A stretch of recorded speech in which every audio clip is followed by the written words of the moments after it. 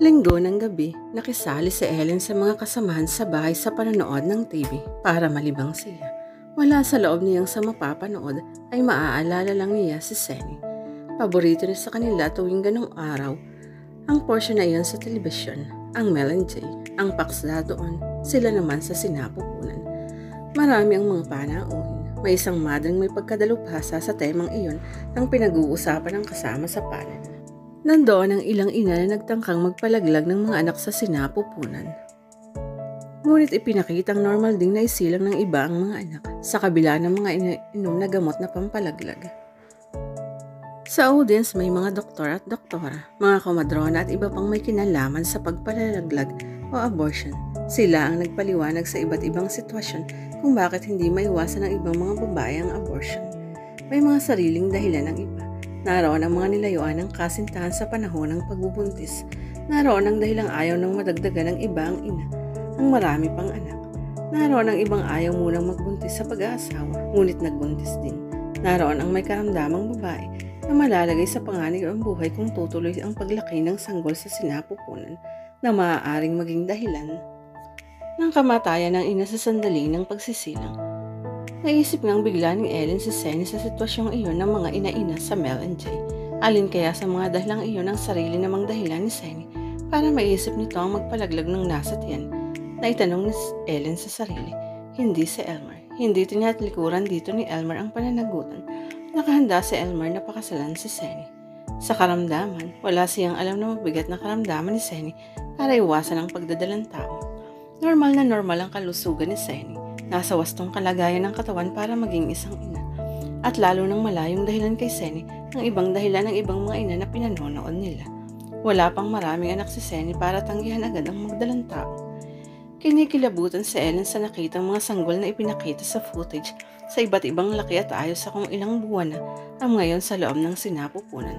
Ang iba'y ipinakita kung paano pinatay ng mga gamot na pampalaglag at kung paano dinudurog ng mga instrumentong ginagamit para maalisin sa loob ng tiyan ng mga inang nagpapa-abort na nagiging dahilan ng kamatayan ng ibang babaeng nagpapalaglag. Ganoon na ang takot na Ellen noon pa sa bagay na iyon kaya hindi niya nakonsinti si Sidney sa hinihinging tulong. Naisip pa lang niyang binabalak ng kaibigan ay talagang kinikilabutan na siya. Pagkatapos nga, parang tukso sa kanya ang mga pangyayari. Napanood pa niya ngayon yung sa TV. Nadagdagan tuloy ang takot niya. Ang kaba ni Ellen ay baka nga nagawa na rin ngayon ni Senny ang balak na pagpapalaglag. Ilang araw na ang paglalayas uli niyon. Saan ba mag-aabala yun ngayon ng panahon kundi sa bagay na iyon? Magandang gabi po. Si Elmer ang nabalingan nilang nakakwadro sa front door nila. Bihis na bihis ang binata. Ngunit may dalang lungkot sa mga mata. Bahagya ng makangiti sa kanila. Parang nadama agad ni Ellen ang dalang bigat sa kalooban ng binata. Ikaw pala, Elmer. Ang itay niya ang unang nakatugon sa pagbibigay galang ng binata. Halika, pumasok ka. Hindi tuminag si Elmer sa kinatatayuan. Sige po, dito na lang po ako sa labas. Nakita kasi ni Elmer ang tahimik nilang panonood ng mag-anak sa TV, kaya nag-alangang pumasok. Ayaw makagambala sa kanila. Nakita ni Ellen ang alanganing katayo ang iyon ng panahon, kaya siya nang tuminag para harapin si Elmer. Tumayo si Ellen at nilabas sa harapan ng kanilang bahay ang binata. May pasibi silang yero sa parang teres nila ron.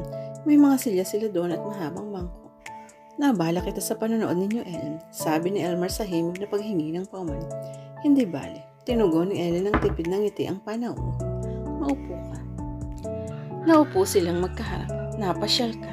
Oo, natawa si Elmer. At ang makahulugang sabi, nililibang ko muna ngayon ang sarili ko, Ellen. Hindi siya kumigil. Himigit kumulang ay alam na niya ang kahulugan ng sinabi ng binata. May nalaman na siya kay Aling Chayong tungkol dito at kay Senny. Iniwasan niyang makaragdag pa sa kirot ng kalooban nito ang kanyang pag-uusisa. Namagitan tuloy agad sa kanilang mahabang katahimikan. Parang nakimi na silang kumubo. Parang naghihintay sila kung sino ang unang magbubukas ng paksang kanilang mapag-uusapan. Naalala ko yung pag-uusap natin nun, Ellen. Natawa uli ng putol si Elmer sa sinabi. Alin yun? Napatitig si Ellen sa kausap. Nung ibalita ko sa iyo ang pagkakasundo uli namin ni Senny. Naalala niya, hindi siya kumibo. Nakita ko ngayon, may katwiran ka nga palang magalit ng ganon sa kanya, Ellen. Talaga nga palang ibang-iba na siya. Dapat pala'y napag-aralan ko munang mabuti ang mga salita niya noon sa aming mga naging pag-uusap na kaharap pa naman ng kanyang ina't ama bago siya mapaniwala. Hindi na pala totoo sa kanya ang mga pinagsasasabi niya noon. Napabuntong hininga sa Elmer pagkatapos ng mahabang sinabi. Tangulang pala siya ng tango noon sa mga sinasabi ng kanyang matatanda. Pero wala na sa loob niya. Gusto lang niyang maipakita na nagkakasundo na uli kami para siguro maiwasan ang galit ng kanyang ina't ama. Pagkatapos pala ganun pa rin ang iniisip niya sa aming dalawa. Galit pa rin siya sa akin. Alam mo bang naglayas uli siya, Ellen? Oo, galing dito nung isang hapon si Aling Chayong at hinahanap nga si Senny. Nalin lang kami sa pag-uusap ng babaeng iyon. Iiling-iling na sabi niya. Hindi siya nakakibo. Hindi na siguro matutuloy talaga ang kasal namin, Ellen. Napatitig lang siya ng matagal kay Elmer. Nagsisimula na naman niyang maramdaman ng pagkaawa dito. Sa bagay, mabuti na huwag na kaming magkatuluyan. Patuloy ang paglabas ni Elmer ng sama ng loob sa kasintahan. Kaysa makasal kami at pagkatapos ay ganun din lang ang gagawin niyang madalas sa akin. Hindi bali nang magtiis na lang muna ako ngayon sa malaking kahiyan sa ginagawa niyang ito. Walang naitugon sa Ellen. Hindi niya malaman kung paano aaluin si Elmer sa isinasama ng loob kay Senny. Nakakarma na nga siguro ako, Ellen. May paitang sumilay sa ngiti ng mga labi ni Elmer nang muling magbuntong hininga. Pinarurusahan ako ng nagawa kong pagkakamali. Pasal sa kanya ang sinabing iyon ng kausap. Iniisip niya, anong ibig mong sabihin na Elmer? Hindi nakatiis si Ellen na di magtanong nang hindi niya masakay ang sinabi ng kausap. Ngunit hindi siya sinagot na Elmer. Tinitigan lang siya nito ng matagal. At kinabahan si Ellen sa kung anong mensaheng gustong ipahatid sa kanya ng binata sa tinging iyon. Ang hindi nalinawan ni Ellen sa mensaheng gustong ipapatid sa kanya ng mga mata ni Elmer ay sa sulat niya nalaman. Natanggap niya ang sulat ng binata pagkaraan ng ilang araw. Aywan ko kung paano ko pa maniniwala ngayon sa sasabihin ko, Ellen. Kasi ngayon napalaot na ako nang napalaot kay Senny. Lantad na ako sa iyo sa pagkalulong ko sa kaibigan mo. Hindi na ako mapagkakaila sa iyo ng pagkakaroon ko ng relasyon sa kanya. Ngunit may gusto pa rin akong maikumpisal sa iyo, Ellen. Noong una sa ating mga nakaraang pagsasamahan ni na Senny, hindi ko talaga malaman ang itulak kabigin sa inyong dalawa. Naroon ang pasagsalawahan ng puso ko. Siguro po ngayon ang lagi nating pagsasama-sama. Pareho kayong naging malapit sa puso ko. Ngunit hindi ko kayo maaaring mahalin ng sabay, Ellen. Kailangan kong pumili ng isa sa inyo at ikaw ang naging matimbang sa akin. Subalit si Senny ay naging isang tukso sa akin na hindi ko maiwasan. Natatandaan mo nang manood tayo ng sine noon? Noon naganap ang pagkagusto ko kay Senny. Ellen, nang iwan mo kami noon sa upuan para mag-CR ka. Naramdaman ko na lang siyang nakahilig na sa dibdib ko at kinakabig na niyang isang kamay ang bato ko. Lalaki lamang ako, Ellen, para hindi matukso sa kanya sa pagkakataong iyon at iyon ang sinasabi ko sa iyo ngayon na naging pagkakamali ko. Hindi ko pala siya dapat pinatulan noon para wala akong pinagsisisihan ngayon. Sising-sisi ako ngayon, Ellen, pati ang talagang damdamin ko sa iyo ay naisakripisyo ko sa pagkakamali kong iyon kay Senny. Ngunit talagang hayatang ganito ang batas ng buhay. Ang pagsisisi laging nasa huli.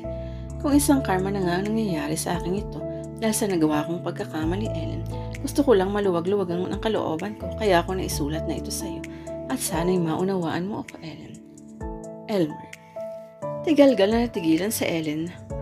Pagkatapos niyang mabasa ang sulat ni Elmer, iglap ay nabalikan niya ang gunitang mga pangyayari. Natatandaan niya ang tagpong binanggit na Elmer sa liham. Nabigla siya noon ng pagbalik niya sa dalawa ay datna na lamang niyang magkayak na naghahalikan ng dalawa ni Elmer at Senny. Bigla siyang nasaktan kasi nga may mga lihim na siyang pag-asam noon kay Elmer. Hindi niya tatanggap agad ang naging kabiguan niya sa binata.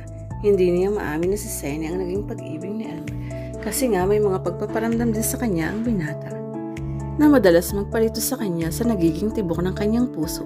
Lumilitaw ngayon na hindi naman pala siya inililigaw ng kanyang naging pakiramdam noon kay Elmer. Siya ang talagang pag-ibig ng binata. Talaga lang naging maramot sa kanyang pagkakataon. Naunahan siya ng binata ng panunukso ni Senny. Nakadama ng malaking panghinayang si Ellen sa naging pagmamaramot sa kanya ng kapalaran at si Elmer na rin ang sinisisi niya sa pagiging marupok sa tukso.